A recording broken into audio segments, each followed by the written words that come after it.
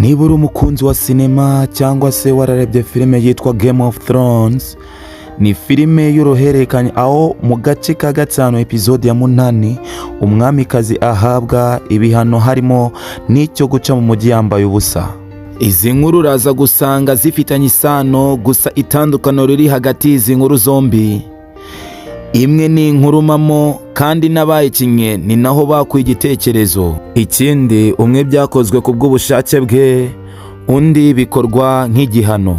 Iyi filime rero siyo yatuzinduye kuvugaho, ahubwo reka twivugire ku nkuru ya Red Godiva cyangwa se ku nkuru mamo ya Red Godiva. Kubaka ibigwi si ibintu bya buri wese. Erega si ibintu bya buri wese wabyuka ngo akore ibintu bimugira udasanzwe abere benshi isomo.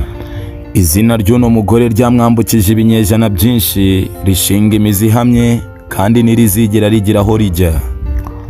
Abantu dukora byinshi, ariko kugera ku kigero cyo kwitwa intwari bisaba ubwitange budasanzwe, umurava n'umuhate n'imbaraga zo gutinyuka gukora ibyo abandi batashobora gukora.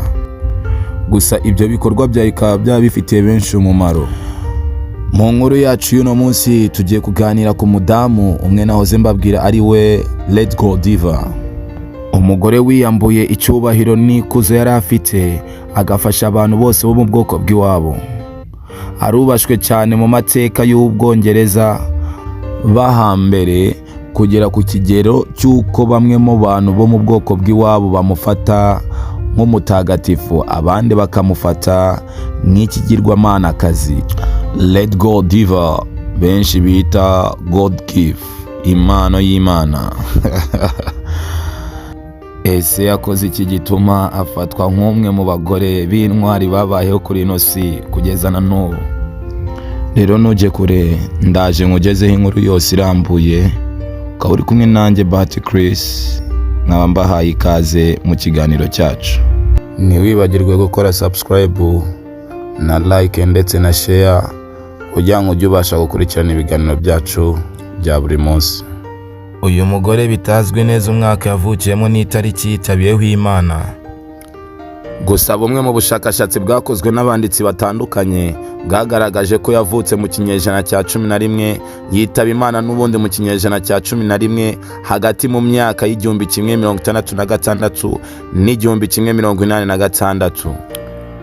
Inyandiko ya mbere yanditswe ivuga kuri iyi nkuru y'umugore w'igitangaza wo muri England ari we God Gift, impano y'Imana, yanditswe n'umwanditsi akaba n'uwihaye Imana mu bihaye Imana biyambaza mutagatifu Roger Windover mu myaka y'igihumbi 100 nyuma y'urupfu rwa Red Godiva, mu gitabo yise Flower of History cyangwa se indabyo z'amateka.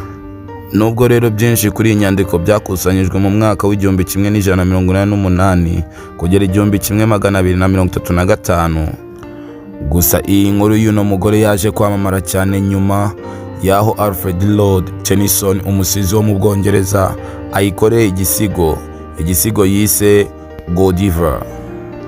Inyandiko zigaragaza ko Leofric wari umuyobozi mukuru akaba n'umutware mu bwami bw'Abameshire buherereye ubu ngubu mu Bwongereza. Uyu Leofric niwe wari umugabo cyangwa umutware wa Red Godiva. Uyu mugore rero n'ubundi ari we Red Godiva yakomokaga mu miryango ikomeye cyane kandi nakize cyane, kuko n'ubundi yari asanzwe ari umuprincess cyangwa icyo bita igikomangoma cyo mu bwami bwa Ireland. Mbere y'uko rero bamushyingira uyu mugabo witwa Leofric wo mu Bameshia, aba bombi baje kubyarana abana 9.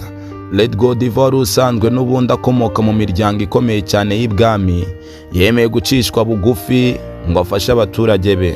Bivugwa ko neza ko Red Godiva yari umugore ufite uburanga buhebuje, ariko akarusho akagira n'umutima mwiza ugira impuhwe nyinshi cyane. Red Godiva yari umugore wubaha Imana, dore ko bamwe bo mu Bwongereza bagiye bamwita umutagatifu. Yari umuntu w'umugwaneza cyane kuruta uko ushaka kubyumva. Red Godiva ntiyajyaga yishimira imyitwarire y'umugabo we muri icyo gihe yari ayoboye. dore ko umugabo we yajyaga azamura imisoro ubutitsa asa nk'ukandamiza abaturage be ba rubanda rugufi. Nibwo rero uyu mugore yatangiye kujya abwira umugabo we kugabanya imisoro akagirira impuhwe abaturage yari ayoboye, ariko umugabo ntiyabikozwaga. Nibwo umugabo yaje kumusaba ko niba koko afitiye impuhwe abo baturage aza kuzenguruka umujyi wose w'i Coventry ku munsi w'isoko yambaye ubusa. Leofiki cyangwa umutware wa Godiva yari azi ko kubera uburanga n'icyubahiro umugore we yari afite adashobora gutinyuka kuba yaca mu mujyi yambaye ubusa. Godiva acyumva ubusabe bw'umugabo we, yabanje gutuma intumwa irabanza izenguruka umujyi wose imenyesha abaturage ko umwamikazi agiye kuzenguruka umujyi yambaye ubusa nk'ingurane yo kugira ngo kubafasha kugabanyirizwa imisoro. Nibwo rero iyo ntumwa yagendaga ibwira abaturage bose ko umwami yabasabye kuza kuba bari mu mazu yabo bifungiranye, bagafunga amadirishya ndetse bagafunga n'imiryango neza kugira ngo abashe guca muri icyo kigeragezo umugabo yari yamuhaye. Nuko rero abaturage bose barabyubahiriza. Godiva atangira kunyura mu mihanda yose y'i Coventry nta muturage n'umwe umureba cyangwa se uri mu muhanda. Uyu mugore rero bityo rero yanyuze mu mihanda yose y'i Coventry yambaye ubusa, akikijwe n'imisatsi ye miremire yari afite. Mu gihe yatambukaga muri uwo mujyi, umugabo umwe witwaga Tom Tyler cyangwa se Pimping Tom, uwo mugabo w'umutayeri niwe wabashije kuba yarunguruka Godiva ubwo yatambukaga mu muhanda yambaye ubusa. Nuko rero ibyatangaje abantu bose ni ukuntu nyuma yo kurunguruka God Gift atongeye kureba ukundi. Na n'uyu munsi inkuru ivuga ko uyu mugabo wabaye impumyi ni ivugwaho rumwe n'abantu benshi nyuma yo kureba ubwambure bwa God Gift cyangwa se Godiva. Leofiki bitaga imana y'abameshiya yatangajwe cyane n'ibyo umugore wakoze, imico ye ndetse n'imyitwarire ye, maze nk'uko yabimusezeranyije akuraho imisoro yose abaturage barongera barabohoka. Nongeye kugushimira wowe wabanye natwe muri iki kiganiro kuva aho cyatangiriye kugeza aho tugisozereje. Ntiwibagirwe kuduhereza igitekerezo, inyunganizi n'ibyo wifuza ko twazaganiraho mu kiganiro cy'ubutaha muri comment.